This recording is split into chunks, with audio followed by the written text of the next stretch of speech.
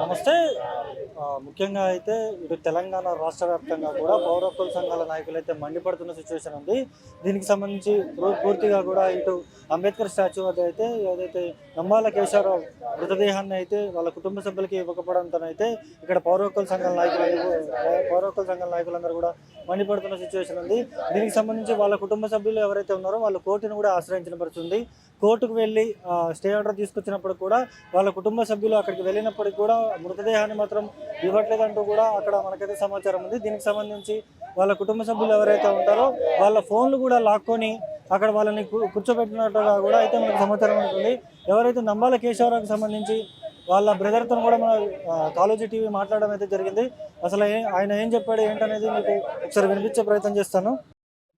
Hello hello అవునా, నమస్తే అండి. నేను కాలేజీ టీవీ రిపోర్టర్ని.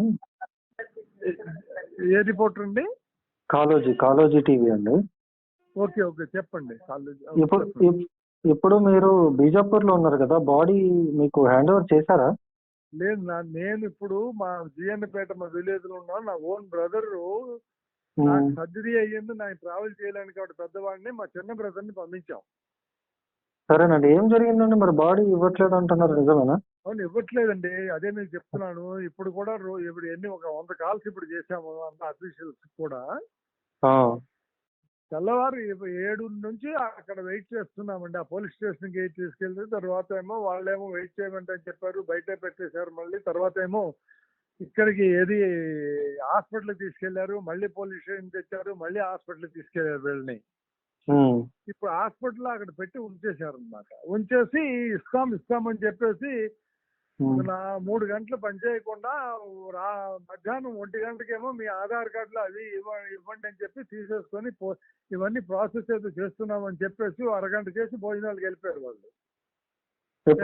మధ్యాహ్నం ఇవాళ మళ్ళీ ఇప్పుడేమో వచ్చారంట 4 గంటలకి. 4 గంటలకి వచ్చి ఏది ఇవ్వమని చెప్పరు, ఏమీ లేదు. ఇప్పుడు వాళ్ళ ఛత్తీస్గఢ్ తాలూకా 18 ఇవి కూడా బాడీలు కూడా నిన్న ఇచ్చేశారు. మన ఆంధ్రావి 5 బాడీలు, మన వాడు మన కేశవరావుది అదే 5 బాడీలేమో ఇవి మాత్రం ఇవ్వలేదు. అందరు ఫ్యామిలీస్ అక్కడే ఉన్నారు. అందరు ఫ్యామిలీస్ అక్కడే ఉన్నారు. చెప్తే పూర్తిగా ఇన్సైడ్ స్టోరీ ఏంటి తెలిసిందంటే ఛత్తీస్గఢ్ ఆంధ్రప్రదేశ్ గవర్నమెంట్ చాలా ప్రజలు పెడుతుందని. బాడీ ఇవ్వద్దు అని చెప్పేసి వీళ్ళే అక్కడికి వెళ్ళి అక్కడ వాళ్ళకి కూర్చేసి వస్తే నాకు కావాలన్నట్టు అనమాట. అలాంటి బయటికి చెప్పరు కదా. వాళ్ళకేమో మనకి ఎంతో మనం బాధపడితే మనం అక్కడికి వెళ్ళి అక్కడ చేసుకుంటాము. అలా అని చెప్పేసి అనుకోండి పెడుతున్నారు. దీనిలో మెయిన్ ముఖ్య ఏమిటంటే మరి ఈ మినిస్టర్స్ మెయిన్లీ ఈయనే చేస్తున్నాడు. ఫోన్లు చేసి కూడా వాళ్ళకి వచ్చి మా బ్రదర్కి మొన్నే ముందుసారి పంపిస్తే 3 రోజుల కింద పంపిస్తే బండి తిరిగి పిలిపించేశాడు కదా మన వచ్చేనాయుడు. ఆయన సొంతంగా ఫోన్ చేసి ఇప్పుడేమో మా వాళ్ళ ఎస్పీ వాళ్ళతో పోలీసు వాళ్ళతో చెప్పించి ఇప్పుడు వచ్చిన అంబులెన్స్ వాళ్ళ తాలూకా ఓనర్కి ఫోన్ చేస్తే నీకు ఎవరు పిమ్మన్నాడు, వెంటనే తీసుకురా, వెంటనే పంపించమని చెప్పి ఇప్పుడేమో మేము తీసుకెళ్ళి అంబులెన్స్ వాళ్ళకి ఫోన్ చేసి డ్రైవర్కి ఫోన్ చేసి రండి వచ్చేసింది అని చెప్పి పిలిపిస్తున్నారు. మేమేమో అంబులెన్స్ వదలలేదు, తీసుకెళ్ళి డబ్బులు ఇవ్వాలి కదా మరి. సో అందుకు ఇక్కడ తెలంగాణ అయితే ఇప్పుడు బాడీస్ ఇస్తారంట ఇవ్వరంట అండి ఫైనల్ గా? అది ఇవ్వలేదు, అలా ఉంచున్నారు, చెప్పట్లేదు. ఇస్తాము ఇవ్వకుండా చెప్పకుండా అక్కడే ఉంచుంటాము. మా బ్రదర్ ఇప్పుడే ఫోన్ చేశాడు, వాళ్ళు ఏం చెప్పట్లేదు. మమ్మల్ని ఇలా ఉంచి రేపు ఏదో ప్రాసెస్ వర్క్ అని చెప్తున్నారు అంతే అన్నారు. అక్కడ ఇప్పుడు ప్రెసెంట్ ఉన్న ఒక యూత్ పిల్లలు ఎవరైనా ఉన్నారండి అక్కడ? మీ వాళ్ళు, మీ బంధువులు? ఏది వయసులో ఉన్న పిల్లలు ఎవరైనా ఉన్నారా? అంటే నేను ఫోన్ కాల్ వీడియో కాల్లోకి తీసుకుంటా వాళ్ళని. లేదు, వాళ్ళు మీకు చెప్పరు. వాళ్ళు ఎందుకంటే వాళ్ళందరూ ఫోన్లు తీసేసుకున్నారు. వాళ్ళు అక్కడ పెట్టున్నారు వాళ్ళ దగ్గర. అక్కడ ఉన్న వాళ్ళు అందరూ ఫోన్లు తీసేసుకున్నారు? తీసేసుకున్నారు. అవునా, ఓకే. కాంటాక్ట్ చేయకుండా అది.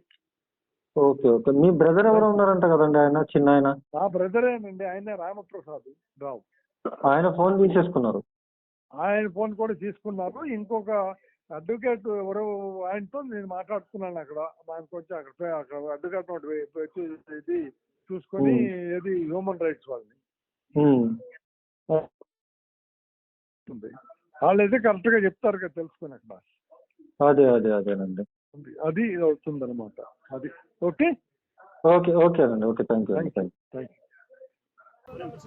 అంటే దీనికి సంబంధించి కూడా ముఖ్యంగా ఎవరైతే ఆంధ్రాకి సంబంధించిన పొలిటీషియన్స్ అందరూ కూడా ఇందులో ఇన్వాల్వ్ అయ్యారనే మాత్రం క్లియర్గా కూడా అర్థమవుతున్న పరిస్థితి ఉంది. ఇటు చూసుకుంటేనేమో ఛత్తీస్గఢ్ గవర్నమెంట్ కూడా వాళ్ళకి వత్తాసు పలుకుతుంది అనేది క్లియర్గా కూడా అర్థమవుతుంది.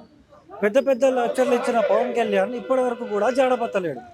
నక్సలైట్ల ఎజెండాని మా ఎజెండా అదే అని చెప్పిన పవన్ కళ్యాణ్ కూడా ఇప్పటి వరకు కూడా స్పందించకపోవడం అనేది తీవ్రంగా కూడా ఇటు పౌర హక్కుల సంఘాల నాయకులు అయితే మండిపడుతున్న సిచ్యువేషన్ కూడా ఉంది. అయితే పూర్తిగా కూడా దీనికి సంబంధించి ఇటు ఎవరైతే ఆంధ్రప్రదేశ్కి సంబంధించిన పొలిటీషియన్లు ఎవరైతే మృతదేహాన్ని తీసుకురావడానికి వెళ్ళిన అంబులెన్స్ను కూడా తిరిగి వెనక్కి రమ్మన్నారని చెప్పేసి అక్కడ ఉన్నటువంటి వాళ్ళ కుటుంబ సభ్యులు చెప్తా ఉన్నారు. అసలు ఎటు పోతా ఉంది, ఏమైతా ఉంది అని చెప్పేసి ఇక్కడ మొత్తం తీవ్రంగా కూడా ఇదైతే నడుస్తూ ఉంది. దీనికి సంబంధించి ఒకసారి మనం చూసుకోవచ్చు. పౌర హక్కుల సంఘాల నాయకులందరూ కూడా ఇక్కడ మండిపడుతున్న సిచ్యువేషన్ కూడా ఉంది. దీనికి సంబంధించి పోరాడదాం అంటూ కూడా నినాదం చేస్తున్న పరిస్థితి ఉంది. ఇక్కడ పౌర హక్కుల సంఘాల నాయకులు కూడా ఉన్నారు. డాక్టర్ ప్రొఫెసర్ లక్ష్మణ్ సార్ ఉన్నారు. సార్ చెప్పండి సార్, ఏదైతే సార్ చెప్పండి ముఖ్యంగా ఇటు నంబాల కేశవరావుకి సంబంధించి వాళ్ళ కుటుంబ సభ్యులు అక్కడికి వెళ్ళారు. అక్కడికి వెళ్ళినప్పటికి కూడా వాళ్ళు ఆ మృతదేహం ఇవ్వట్లేదు, వాళ్ళని కూర్చోబెట్టారు, వాళ్ళ ఫోన్లు లాక్కున్నారు అని చెప్పేసి చెప్తున్నారు. ఎంతవరకు వాస్తవం? ఇది రెండవసారి వాళ్ళు శవాల కోసం వెళ్ళడం. మొదటిసారి వెళితే శవం ఇయ్యము, మీరు ఏం చేసుకుంటారో శవం ఇక్కడ ఇచ్చేదే లేదు, మీరు తీసుకెళ్లేదు, మీరు వెళ్ళిపోరా, మిమ్మల్ని కాల్ చేస్తామని చెప్తే వాళ్ళు భయపడి పారిపోయి వెనుకకు వచ్చేసిన తర్వాత ఆంధ్రప్రదేశ్ హైకోర్టులో పిటిషన్ వేసి ఆర్డర్ తీసుకొని నిన్న వెళ్తే ఇవాళ పొద్దున చేరితే ఇప్పటి వరకు శవాలు ఇవ్వకుండా జాప్యం చేస్తున్నారు. ఇవ్వకుండా ఒక రకమైన బెదిరింపులు, ఇవ్వము అన్నట్టుగా. ఇదంతా కూడా అసలు నిజంగానే శవాలకు ఇంత భయపడే ప్రభుత్వాలు నిజంగా ఎందుకు ఎన్కౌంటర్లో చంపుతున్నాయి? ఎన్కౌంటర్లో చంపాల్సిన అవసరమే లేదు కదా. మరి ఎన్కౌంటర్లో చనిపోయిన తర్వాత ఖచ్చితంగా నేషనల్ హ్యూమన్ రైట్స్ కమిషన్ కూడా ఏం చెప్తుంది? ఎన్కౌంటర్లు జరిగిన మృతదేహాలను భద్రపరచాలి, వాళ్ళ కుటుంబ సభ్యులకు అప్పగించాలని మన గైడ్ లైన్స్ ఉన్నాయి. మరి అది చేయకుండా 5 రోజులు అవుతుంది శవాలు అట్లా కుల్లబెట్టబడి. అంటే ఇంకొక 5-6 రోజులు అయితే, ఇంకొక 2-3 రోజులు అయితే శవాలు తెచ్చుకోవడం పనిచేయవు. కనీసం కుటుంబ సభ్యులు, రక్త సంబంధికులు, కొంచెం బంధువులు చూడే అవకాశం కూడా లేకుండా ప్రభుత్వాలు శవాలతో కూడా రాజకీయాలు చేస్తే ఈయన స్థితికి చేయకపోతే ఈ ప్రజాస్వామ్యం ఉందా? ప్రభుత్వాలు ఇంత కిరాతకంగా ఉంటే మనం ఏం చేయాలి? ఎప్పుడైనా సరే ఆపరేషన్ కాకారు స్టార్ట్ అయ్యి ఇప్పటికి 52 ఎన్కౌంటర్లో 520 మందిని చంపేసిండ్రు.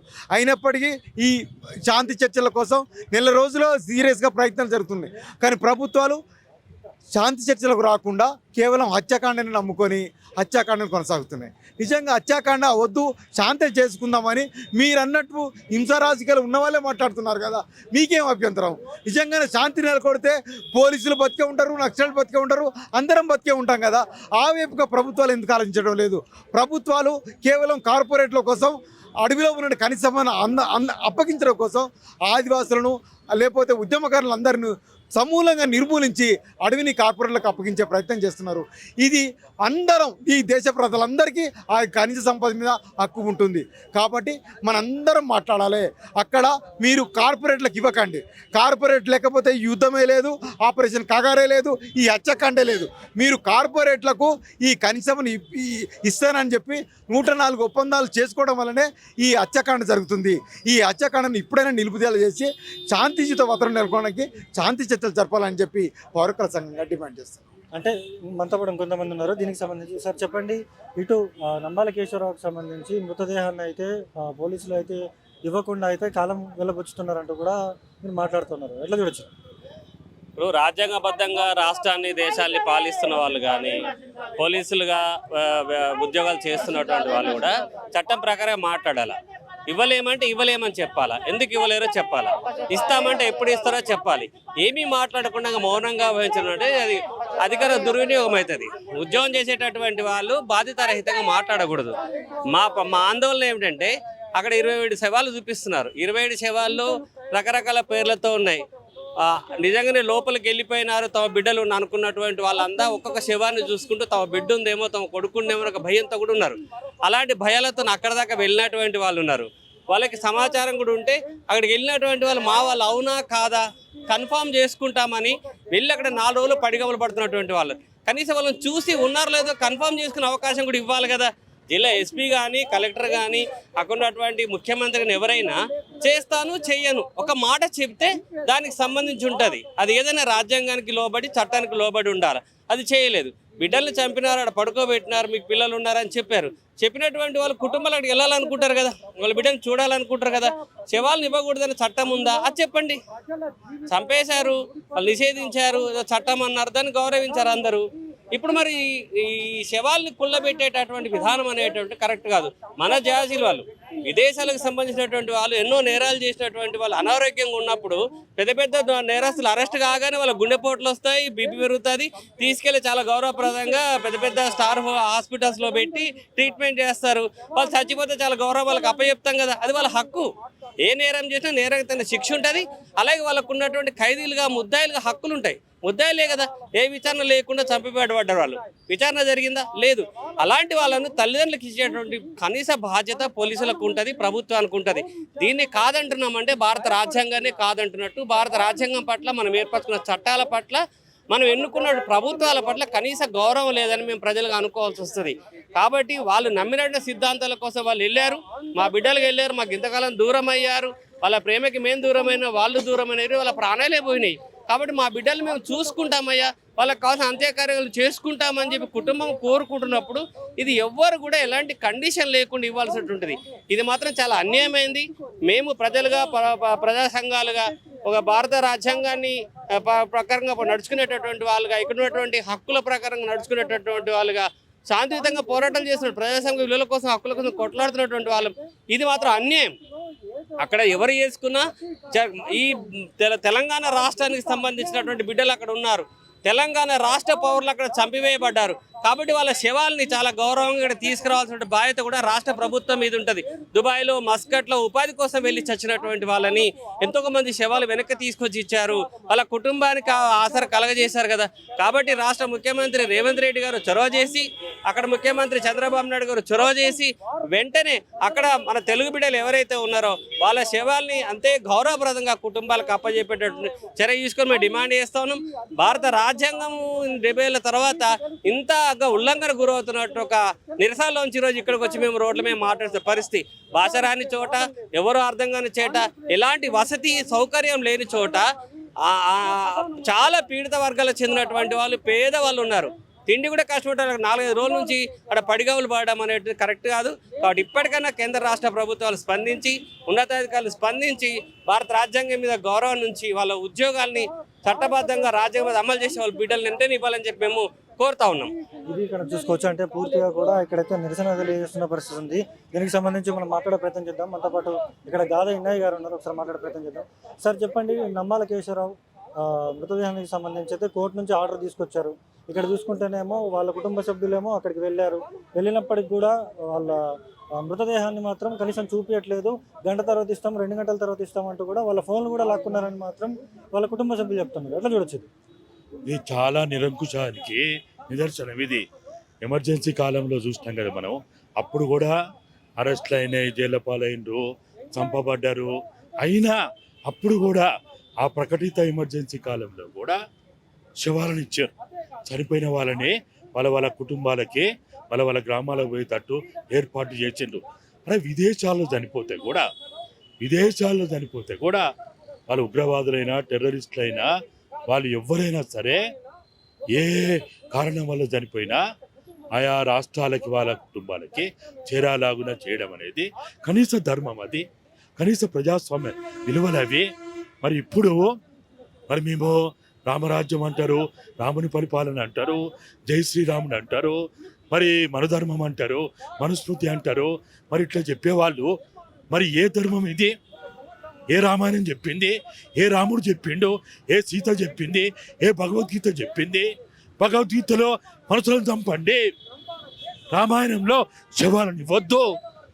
మను ధర్మంలో మీరు వేల కొలది మందిని ప్రజలను చంపండి, ఆ సంపదనంతా కూడా విదేశాలకు అప్పచెప్పండి అని మరి మా మనధర్మం గదే చెప్పింది, మా మనశృతి గదే చెప్పింది అని చెప్తే పీడా ఉంటుంది కదా.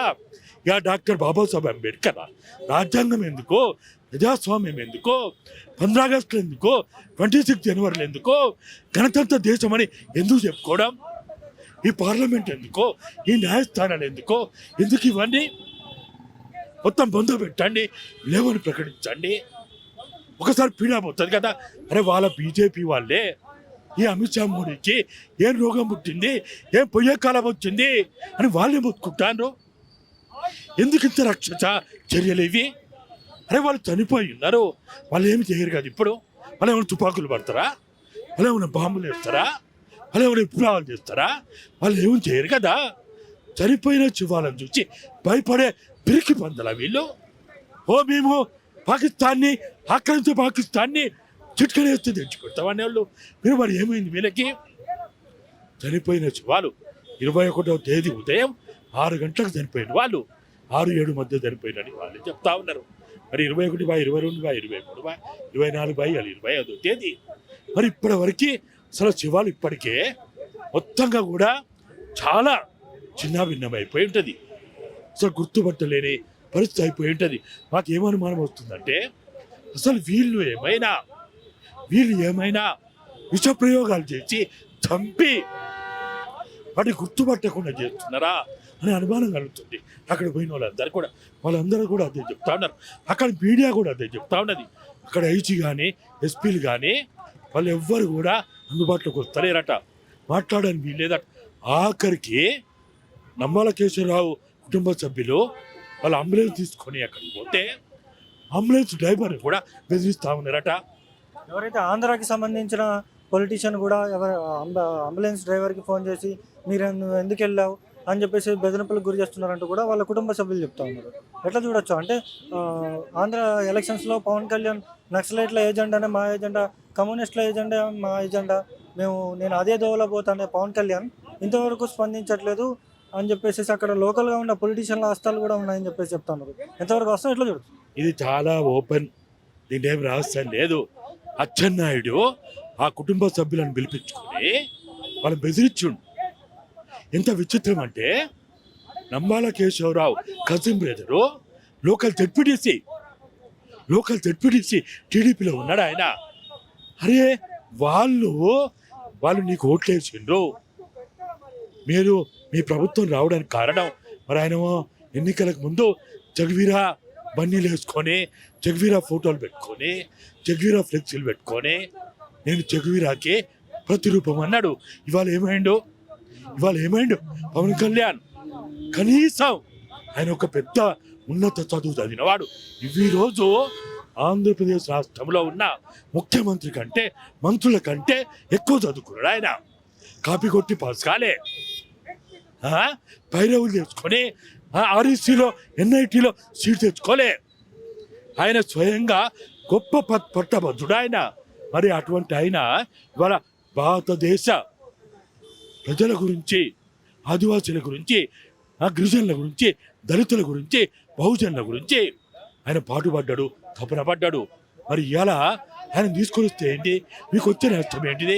అరే విదేశాల్లో చనిపోతే కూడా ప్రభుత్వ ఖర్చులతోటి ఇక్కడ తీసుకొస్తున్నారు కదా. ఈ రాష్ట్ర ప్రభుత్వానికి, ఈ ఎమ్మెల్యేలకి, ఈ మంత్రులకి మేము విన్నవించుకుంటా ఉన్నాం, డిమాండ్ చేస్తా ఉన్నాం. ఈ ప్రజలు మీ ప్రజలు, ఈ ఓటర్లు మీ ఓటర్లు. తెలంగాణ రాష్ట్ర సాధన రావడానికి కాకతీయ యూనివర్సిటీ విద్యార్థి రాకేష్ కానీ, ఉస్మానియా యూనివర్సిటీ విద్యార్థిని విజయలక్ష్మి కానీ వాళ్ళు తెలంగాణ రావడానికి ఎన్నో ఉద్యమాలు చేసిండ్రు. వచ్చిన తెలంగాణలో వాళ్ళ శవాలను కూడా చూసే అవకాశం లేదా? తెలంగాణ తల్లి కోసం, తెలంగాణ రాష్ట్ర సాధన కోసం వాళ్ళు నిరంతరం వాళ్ళ యూనివర్సిటీల్లో ఉద్యమాలు చేశారు, పోరాటాలు చేశారు. కాబట్టి తెలంగాణ రాష్ట్ర సాధనకి కారకులైన వాళ్ళు, ఈ దేశంలో సమాజం కావాలనుకున్న వాళ్ళు, ఆయన నిచ్చబెట్టిన సమాజం పోవాలనుకున్న వాళ్ళు, ఆదివాసులకి 5వ షెడ్యూల్ అమలు చేయాలని వాళ్ళు, దేశ చట్టం అమలు చేయాలని వాళ్ళు, వాళ్ళని చంపడం చాలా దుర్మార్గం. వాళ్ళ శవాలను వెంటనే తెలంగాణ రాష్ట్ర ప్రభుత్వం, ఆంధ్రప్రదేశ్ రాష్ట్ర ప్రభుత్వం తక్షణమే ఛత్తీస్గఢ్ రాష్ట్ర ప్రభుత్వంతో మాట్లాడి ఆ శవాలని ఇప్పించేలాగున ప్రయత్నం చేయాలని మేము డిమాండ్ చేస్తా ఉన్నాం. అంటే చూసుకోవచ్చు దీనికి సంబంధించి ఇక్కడ గాదేంద్ర గారు కూడా ఇక్కడ సీరియస్ అవుతున్న పరిస్థితి ఉంది. పవన్ కళ్యాణ్ చెగోవీరా ఫోటో వేసుకొని కూడా తిరిగిన చెగోవీరా ఇంతవరకు కూడా జాడపత్తలేడని కూడా మాట్లాడుతున్న పరిస్థితి. మాట్లాడే ప్రయత్నం చేద్దాం.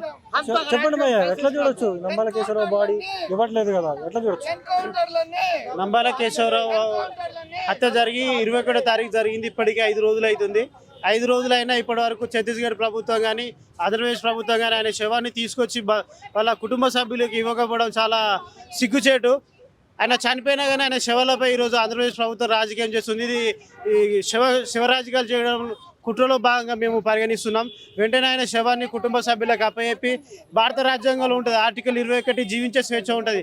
చనిపోయినా కానీ ఎక్కడో చనిపోయినా కానీ ఆయన చనిపోయిన డెడ్ బాడీని ఆయా ప్రభుత్వాలు కానీ పోలీస్ శాఖ కానీ సంబంధిత అధికారులు తీసుకుపోయి ఆ శవాన్ని గౌరవప్రదంగా ఖననం చేసే ఈ దేశంలో చనిపోయిన వాళ్ళ కుటుంబ సభ్యులు మృతదేహాన్ని మాకు అప్పచెప్పండి, మేము ఖననం చేసుకుంటాం అని చెప్పినా కానీ ఆయన మృతదేహాన్ని ఆంధ్రప్రదేశ్ ప్రభుత్వం కానీ ఛత్తీస్గఢ్ ప్రభుత్వం కానీ కేంద్ర ప్రభుత్వం కానీ రాజకీయాలు చేస్తూ బంధుమిత్రులకు అప్పచెప్పకపోవడం చాలా సిగ్గుచేటు.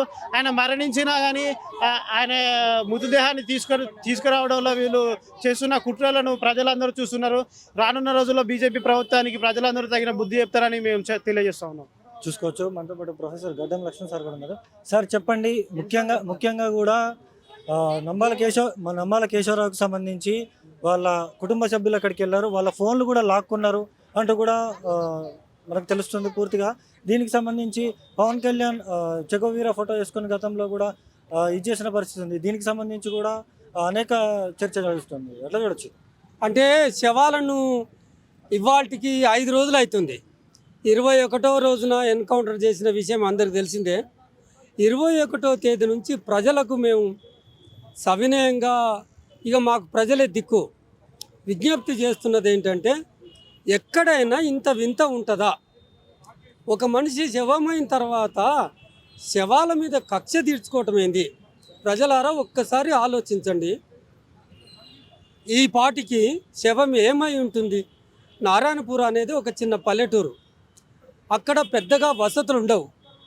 శవాలు ఈ ఎండాకాలంలో కుళ్ళి కుసించి లావు పురుగులు పడి ఉన్నాయి. ఆ శవాలు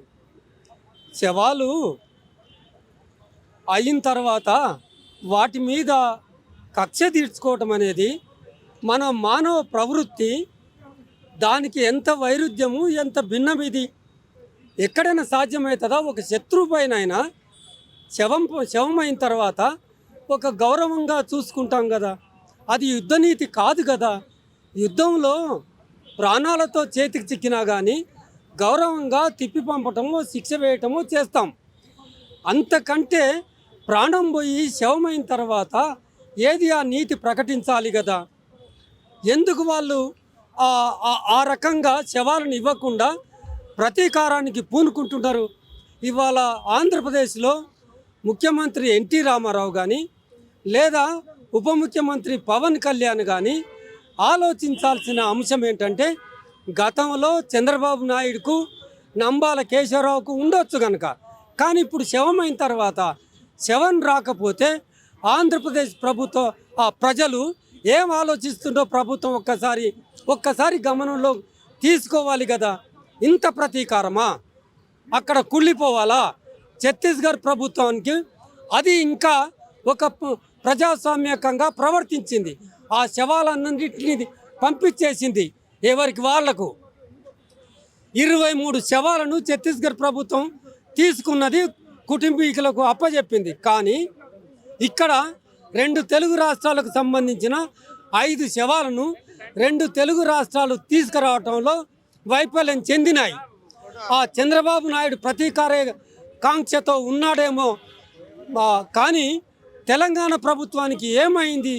మేము డిమాండ్ చేస్తున్నది ఏంటంటే, భూమిక శవం తెప్పించే బాధ్యత, అట్లాగే రాకేష్ శవాన్ని తెప్పించే బాధ్యత తెలంగాణ ప్రభుత్వం పైన ఉంది. ఎక్కడో ఇరాక్లో, ఇరాన్లో, దుబాయ్లో, సౌదీ అరేబియాలో చనిపోయిన తెలంగాణ పౌరులను ఇక్కడికి రప్పిస్తారు. వీలైతే ప్రాణాలతో, వీలు కాకపోతే శవాలను చాలా గౌరవంగా ఫ్లైట్లో తీసుకొని ఇక్కడికి వస్తారు. కానీ మన తెలంగాణ నుంచి వెళ్ళి శవాలైన తర్వాత ఆ బాధ్యత, ఔన్నత్యాన్ని, ఆ ఔదార్యాన్ని తెలంగాణ ప్రభుత్వం ప్రదర్శించాల్సిన బాధ్యత ఉంటుంది కదా. కనుక మేమేం చెప్తున్నామంటే తెలంగాణ ప్రభుత్వం బాధ్యత వహించి వెంటనే శవాలను తెప్పించాలని, ఛత్తీస్గఢ్ ప్రభుత్వం ఆ శవాలను కుటుంబీకులకు అప్పచెప్పాలని చెప్పి పౌర హక్కుల సంఘం, ప్రజా సంఘాలు డిమాండ్ చేస్తూ ఉన్నాయి. అంటే చూసుకోవచ్చు, పూర్తిగా కూడా పౌరత్వ సంఘాల నాయకులతో మండిపడుతున్న పరిస్థితి ఉంది. మేడం చెప్పండి, ఇటు నంబాల కేశవరావుకు సంబంధించి ఆయన మృతదేహాన్ని అయితే ఇంతవరకు కూడా వాళ్ళ కుటుంబ సభ్యులకు ఇవ్వకపోవడం అట్లా చూడొచ్చు.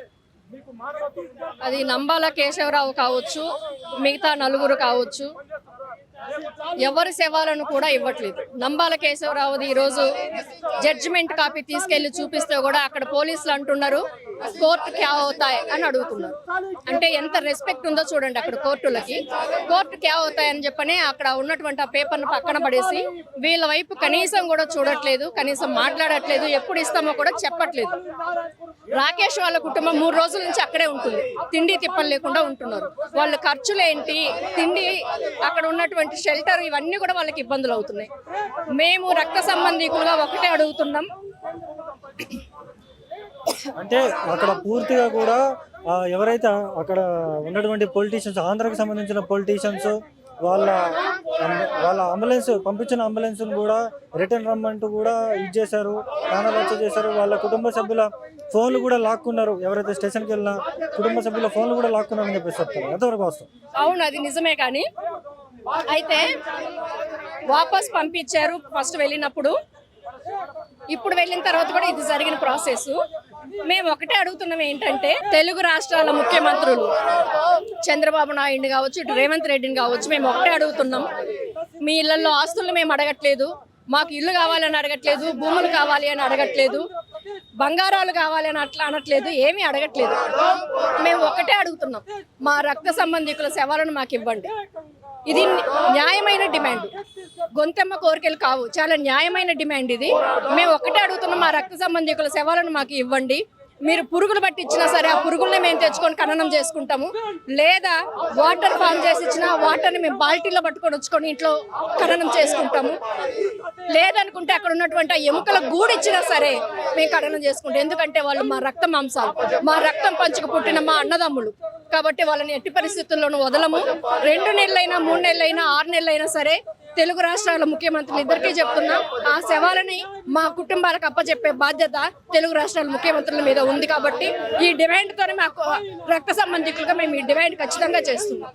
చూసుకోవచ్చు, అంటే పూర్తిగా కూడా రక్త మాంసాలు ఇచ్చినా మాకు ప్రాబ్లం లేదంటూ కూడా ఇక్కడ పౌరత్వ సంఘం కొంతమంది నాయకులు కూడా ఉన్నారు. అన్న చెప్పండి అన్న, నంబాల కేశవరావు ఇది బాడీకి సంబంధించి అయితే పెద్ద ఎత్తున చర్చ నడుస్తూ ఉంది. ఇక్కడ చూసుకుంటేమో వాళ్ళ కుటుంబ సభ్యులేమో అక్కడికి వెళ్ళి ఆ కోర్టు ఆర్డర్ తీసుకొని వెళ్ళినప్పటికి కూడా వాళ్ళ ఫోన్లు కూడా లాక్కున్నారనే ప్రచారం జరుగుతుంది. ఎంతవరకు వస్తాం, ఎట్లా చూడొచ్చు? నంబాల కేశవరావు గారి మృతదేహాన్ని, ఇక్కడ విజయలక్ష్మి మృతదేహాన్ని, అదేవిధంగా రాకేష్ మృతదేహాన్ని, సంగీత మృతదేహాన్ని, సజ్జల నాగేశ్వరరావు మృతదేహాన్ని, ఈ 5 మృతదేహాలు మాత్రం ఇవ్వకుండా ఈ చంద్రబాబు నాయుడు శివరాజకీయాలు చేస్తున్నాడు. ఇది చాలా దుర్మార్గం, అత్యంత బాధాకరం. దీన్ని యావత్ భారతదేశ సమాజం మొత్తం కూడా ఖండించదగ్గది. అదేవిధంగా మేము చెప్తా ఉన్నాం, బీజాపూర్లో చనిపోయినటువంటి ఆదివాసీ యువకుల శవాలు మీరు అప్పచెప్పిళ్ళు, ఇక్కడ నంబాల కేశవరావు అదేవిధంగా మిగిలిన 5 కామ్రేడ్స్ యొక్క శవాలను మీరు ఎందుకు అప్పచెప్తలేరు వాళ్ళ బంధువుల కంటే? ఇక్కడ వాళ్ళ జీవిత చరిత్ర, వాళ్ళు పుట్టిన నాటి నుంచి వాళ్ళు ఎక్కడ చదువుకున్నారు, ఏ రకంగా ఉద్యమంలోకి వెళ్ళిళ్ళు, వాళ్ళు ఏ భూస్వామ్య వ్యవస్థకు, ఏ కుల పెత్తందారి వ్యవస్థకు, అదేవిధంగా ఏ పెట్టుబడిదారు వ్యవస్థకు, ఏ పీడిత ప్రజానికం కోసం వాళ్ళు పోరాటం చేసినటువంటి విషయం భారతదేశంలో విస్తృతంగా చర్చ జరిగే అవకాశం ఉంది. విస్తృతంగా ఇక్కడ ప్రదర్శనలు జరుగుతాయి, ఆంధ్రాలో ప్రదర్శనలు జరుగుతాయి నంబాల కేశవరావు గారి అంతిమయాత్రలు. అదేవిధంగా ఇక్కడ తెలంగాణలో కూడా విస్తృతంగా ప్రదర్శనలు జరుగుతాయి.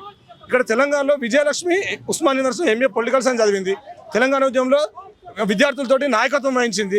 ఇక్కడ మహిళల సమస్యలు పరిష్కరించాలి, భూమి సమస్య పరిష్కరించాలి, ప్రజాస్వామిక తెలంగాణ ఏర్పడాలని చెప్పేసి కోరుకుంటూ అదేవిధంగా ఆదివాసుల హక్కుల కోసం తను విప్లవోద్యమంలోకి వెళ్ళింది. అదేవిధంగా రాకేష్ను చూసుకున్నట్లయితే తను కుల పోకడలకు పెత్తందారుల పోకడలకు వ్యతిరేకంగా పోరాడి ఈ కుల హింసని భరించాలని, కుల నిర్మూలన జరగాలని చెప్పేసి తను విప్లవోద్యమంలోకి పోవడం జరిగింది. ఇట్లా ఒక్కొక్కరి నేపథ్యం చూసుకున్నట్లయితే వాళ్ళు అణచివేతకు వ్యతిరేకంగా, ఆధిపత్య భావజాలకు వ్యతిరేకంగా పోరాడుతూ వాళ్ళు విప్లవోద్యమంలోకి వెళ్ళిండు.